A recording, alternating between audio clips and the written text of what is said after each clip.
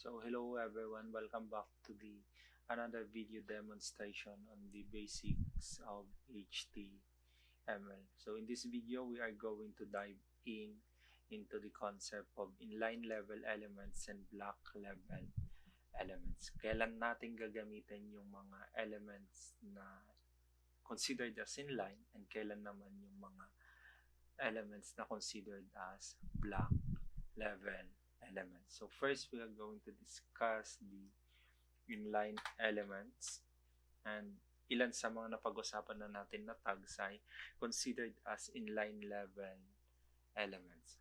So ano yung mga tags na yon? We have already discussed this down, the emphasis tag, the anchor tag, the image tag. Ayan. So, for example, gagamitin natin si strong. And then inside this, silalagay natin yung word na inline level elements. And then check natin. So, yan yung magiging output. So, what if mag-add ako ng panibagong elements, which is also the strong. And then ilalagay ko yung meaning ng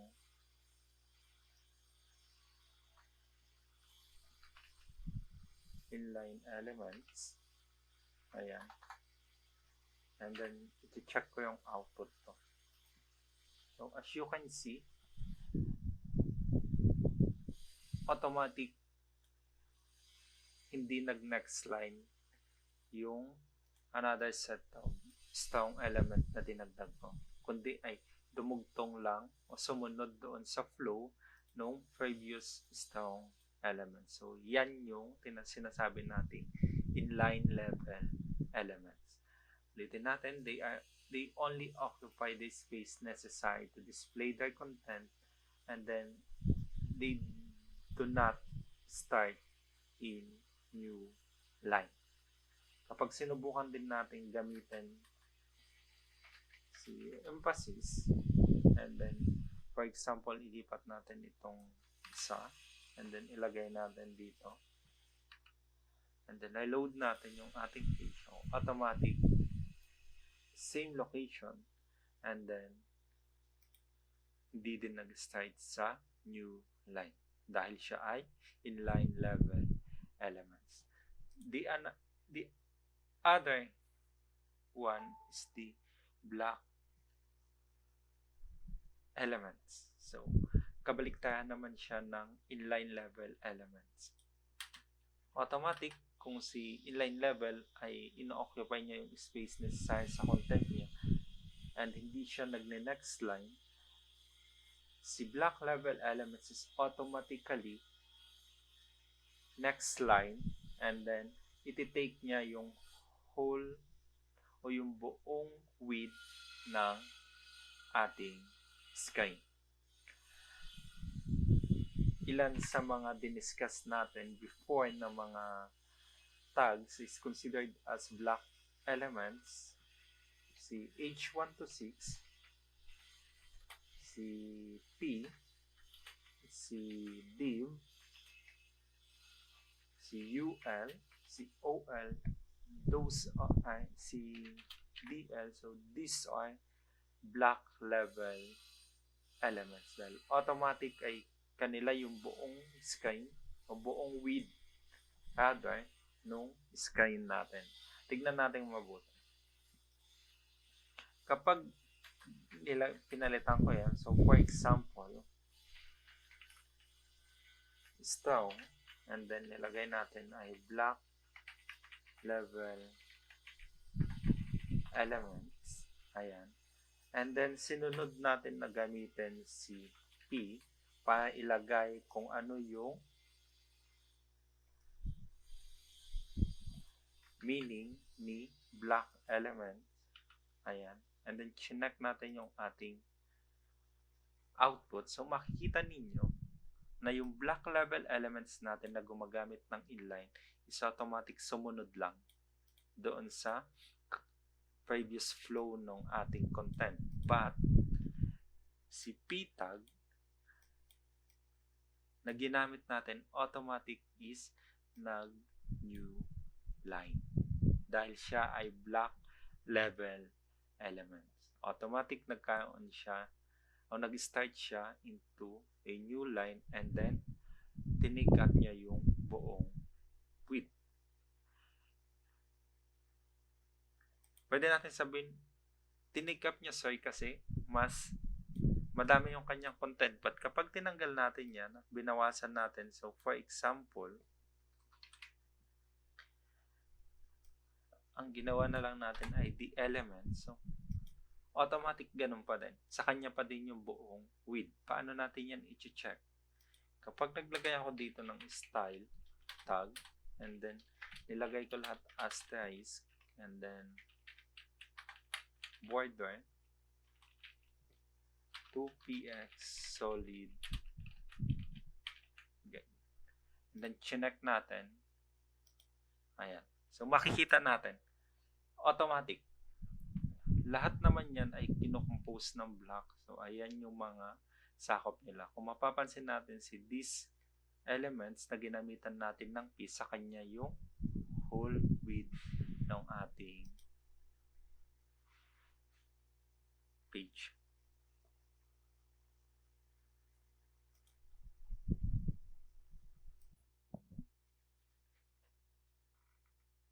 So, common na ginagamit natin ang inline level elements is nasa loob siya ng block level elements. So, for example, dito sa content ng Wikipedia, okay? So, itong part na to is makikita natin kaagad na possible na ang ginamit dito is paragraph, and then inside the paragraph ay may mga elements na iba yung style. So, yan yung mga possible cases na gagamitin natin yung inline and block level elements. So, si inline level elements common, ginagamit siya sa loob ng, nilalagay siya sa loob ng block level elements. So, kung gagayahin natin ito, at i-code natin, so, pwede nating i-copy-paste ito. Ctrl-C, and then lipat tayo sa ating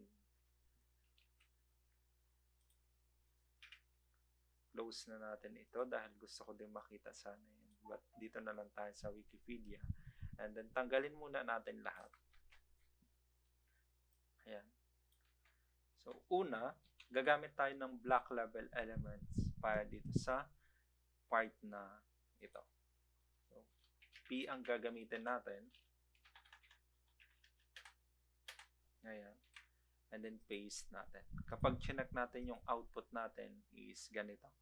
And then, para magawa nating bold or naka-emphasize itong part na ito, so, pwede nating ipasok yan sa loob ng strong tag A. Ayan. All B. And then, kapag chinek natin yan, so, automatic na achieve na natin itong output na ito. And then, same din si HTML. Kung mapapansin niyo yung Y is hindi nakabold. So, ibig sabihin, yung closing ng strong is hanggang dito lang. And then, para mabold natin si HTML, kailangan ulit natin gumamit ng another strong tag. And then, ang opening niya is dyan. And then, lilipat natin yung closing natin dito. Kapag chinek natin yung output natin is meron na tayong ganito. And then next one, kung mapapansin natin, si markup language ay clickable. So, ibig sabihin ito is naka-link. So, kapag link ang gagawin natin, automatic ang gagamitin natin ay anchor tag. So, si markup language lang yung nakalagay o mayroong link. So, automatic ang gagawin natin ay A,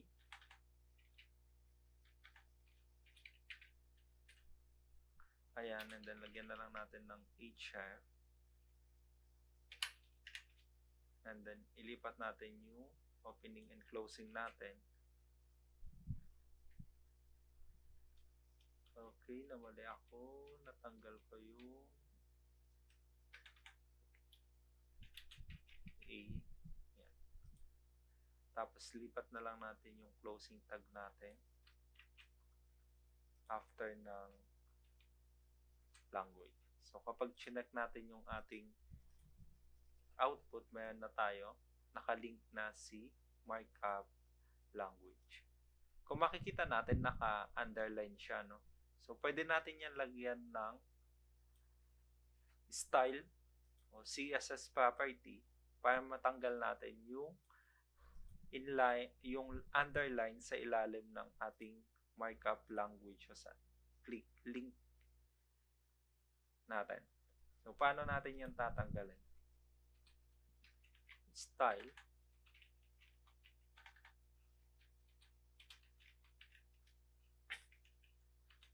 and then so for example, lahat ng anchor tag ko dapat ay walang underline sa ibaba. So pwede natin gamitin si text declaration and then gawin natin na. Kapag na-load ko yan, automatic clickable pa din siya but wala yung underline niya dahil sa CSS property na nilagay natin. Kapag chinag pa natin, si web browser ay link din. So, uulitin lang natin yung ginawa natin before na si A ay ipapasok natin sa loob ng